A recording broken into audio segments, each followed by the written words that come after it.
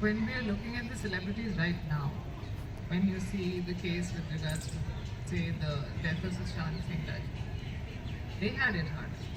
They had it so much hard that Katie was vilified as a witch, vilified as somebody who did black magic or was eating and drugs or something. But when the Sanjay Dutt case happened, because there was no media as we have now. Now media is rabid in its approach. You will have panel discussions and you will have people jumping on each other saying, no, this is what is happening and this is what is happening. When Sanjay Dutt had happened, the idea of actually vilifying a celebrity did not really exist as much as celebrating the celebrity did. So that time, I believe that they had it easier. Sanjay Dutt was found to be actively involved in a conspiracy. There were guns that were found.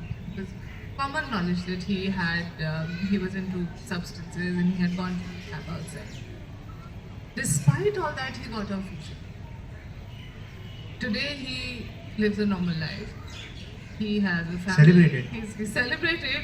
He's got movies that are, running in crores and everything.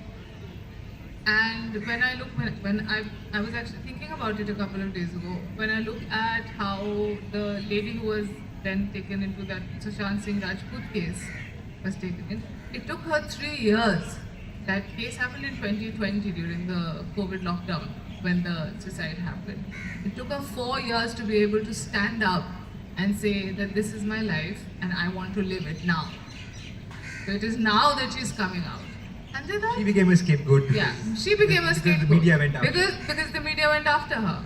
In her case, the celebrity nature of her own story Correct. Because I don't think now that, initially the celebrities were the stars, they were the heroes, but now people are actually looking to vilify them. People are actually saying that, okay, we'll find falsehood.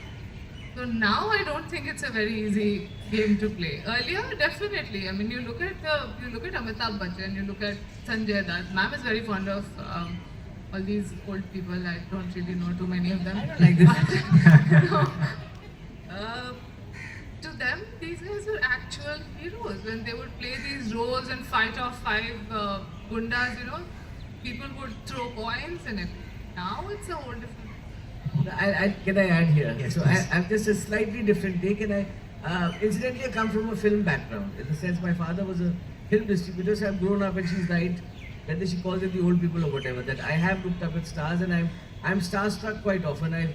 I've even sat on times when Joe Rani, was that movie of Rajesh Khanna, was there, and actually had nice photographs taken as a young kid when he was taking it.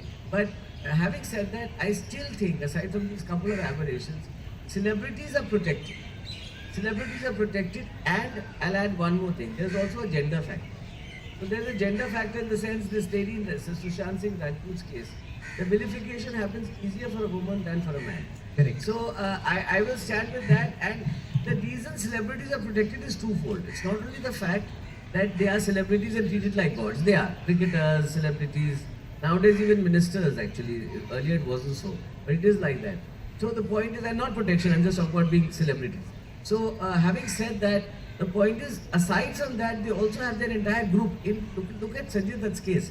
If you look at Sanjay Dutt's case, all his friends helped to destroy AK-47s and the other arms, and they were all taken away and thrown out, burnt, removed. Everybody turned. There's hostile witnesses, and so many things happen. So you have a support of a system which is slightly larger in the context of male criminals, so to say, than female criminals. So you will find that females will go behind far easier in a way as criminals than men will go, even if they're celebrities and non-celebrities. But yes, once in a while, media actually acts in a big way, and I think the social discourse.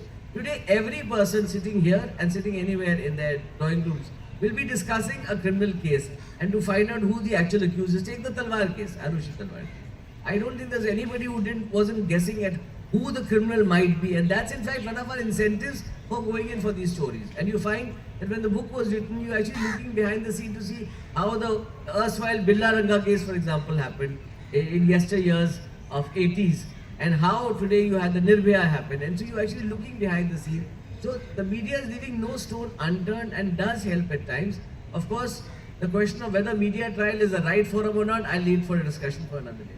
And just for people who haven't read the book as yet, you'll find stories of an 19th century serial killer woman from Calcutta. You'll find India's first bioterrorism case and various such other similar, very interesting murder mysteries actually, which the book deals with. Dr. Anand, one perhaps important question